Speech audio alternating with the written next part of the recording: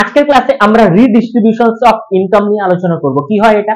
সাধারণত ধনী শ্রেণীর মানুষের কাছ থেকে অর্থ ট্যাক্সের মাধ্যমে কালেক্ট করে সেই অর্থটা দিয়ে দরিদ্র শ্রেণীর মানুষদেরকে বিভিন্ন প্রোগ্রামের মাধ্যমে তাদেরকে উন্নীত করা বা তাদেরকে একটা সার্ভিস দেওয়ার যে প্রয়াস, সেটাকেই বলা হয় রিডিস্ট্রিবিউশন অফ ইনকাম। মানে এক ছোট থেকে অর্থ নিয়ে অন্য একটা জায়গায় সেটাকে বিভিন্নভাবে বন্টন করে দেওয়া বা রিডিস্ট্রিবিউট করে দেওয়া, এটাকেই বলা হয় রিডিস্ট্রিবিউশন অফ ইনকাম।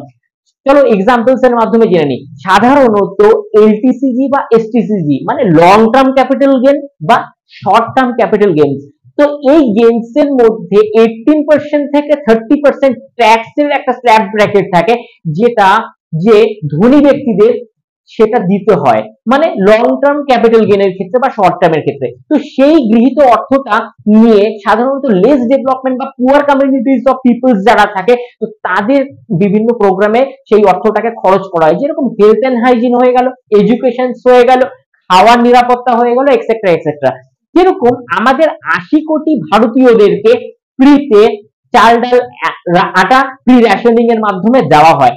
আর তাছাড়াও বিভিন্ন ধরনের পেনশন স্কিম দেওয়া হয়। তাছাড়া বিলাসবহুল গাড়ি কিনলে রোলস রয়েলস হয়ে গেল, মার্সিডিজ বেঞ্জ, বিএমডব্লিউ, তো সেখানেও 160 থেকে 220% পর্যন্ত ট্যাক্সের একটা কালেকশন থাকে।